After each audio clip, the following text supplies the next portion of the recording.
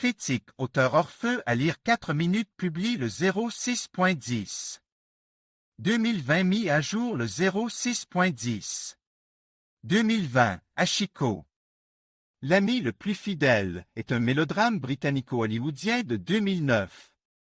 Réalisé par Lasse Hallström, nomme à plusieurs reprises aux Oscars, qui adonne au monde des films tels que Chocolate, The Windmaker, S-Rules, What's Eating Gilbert Grape et d'autres chefs-d'œuvre.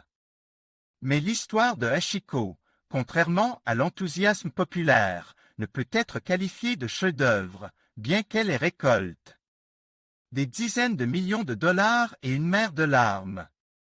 Il s'agit donc du remake d'un mélodrame japonais de 1987 basé sur une histoire vraie. Pour ceux qui ont oublié l'intrigue, tout commence dans une école où des enfants parlent de leur héros. L'un des garçons dit que son héros est son chien. Nous sommes ensuite emmenés au Japon, où 2 Japonais emballent un adorable chiot Akita Inu dans un panier et l'envoient à son nouveau propriétaire aux États-Unis.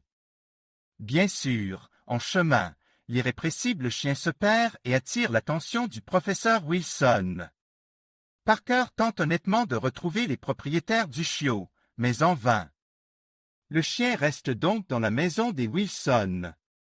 Un ami japonais dit que les hiéroglyphes sur le collier du chiot se traduisent en japonais par lui et que c'est le nom du chien, Hachiko. Il dit aussi qu'il existe un lien invisible entre Hachiko et Parker et qu'on ne sait pas qui trouve lequel. Hachiko est donc devenu un membre de la famille Wilson et une forte amitié s'est développée entre lui et Parker. Tout irait pour le mieux, mais Hachiko, pour une raison ou une autre, ne veut pas courir après la balle et la donner à son maître. D'ailleurs, en japonais, le chiffre lui symbolise la dépendance et l'affection. Un ami japonais dit au protagoniste que Hachiko ne lui donnera jamais la balle, parce que Hachi est japonais et qu'il s'agit d'une mentalité complètement différente. Pendant ce temps, le chien grandit, la femme du professeur crée son propre projet, sa fille se marie et donne naissance à un fils. Un jour, Hachiko accompagne son maître au travail. Depuis lors, il accompagne son ami et le rencontre tous les jours. C'est déjà devenu une telle habitude que le chien ne surprend plus personne à la gare, d'où le professeur se rend à son travail. Un matin, Parker joue avec Hachiko et ce dernier lui tend une balle pour la première fois de sa vie. Le professeur s'en va, surpris. Le même jour, il meurt d'une crise cardiaque. Hachiko ne semble jamais comprendre ce qui se passe et se rend chaque jour à la gare pour attendre son ami. La famille Wilson déménageait dans une autre maison. Le chien essaie de s'attacher aux enfants du professeur, mais Hachi continue de se rendre chaque jour à la gare. Le chien devient une célébrité locale. Il est nourri par tous les employés de la gare. Les journalistes écrivent un article sur lui. Hachiko a attendu un ami pendant 9 ans. Un résidu sec et si vous essuyez les larmes qui ne seront pas seulement celles des enfants et des femmes, mais aussi celles des hommes brutaux? Il reste donc une très bonne musique, mais elle est appropriée ici, car le personnage principal est un professeur de musique et elle accompagne vraiment tous ses mouvements, et donc tous les mouvements du chien. C'est un moment fort du film. Ce qui reste, ce sont les émotions du chien. Comme on le sait, le rôle de Hachiko mettait en scène 3 chiens adultes et un chiot. L'acteur le plus poignant est Hachiko dans sa vieillesse, mais les chiens dans leur vieillesse sont toujours poignants et touchants. Leurs grands yeux tristes ne laissent personne indifférent.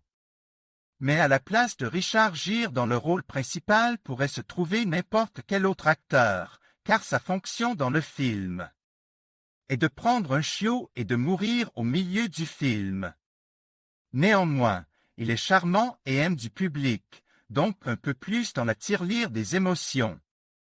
Néanmoins, il est très crédible car il vit la musique. Dans un autre registre, le monde en noir et blanc à travers les yeux d'un chien. C'est bien que ces inserts soient là, mais ils sont filment faiblement. Or, on ne sait pas exactement comment les chiens voient le monde.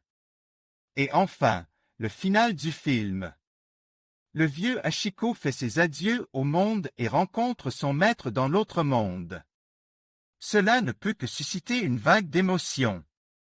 Alors, que reste-t-il dans le bilan sec?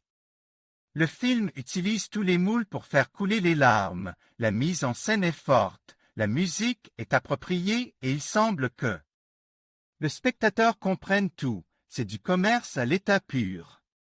Si nous évaluons le film objectivement, il obtient une note de 8 sur 10. Néanmoins, tout le monde pleure dans le final, même les hommes brutaux, surtout ceux qui ont un chien.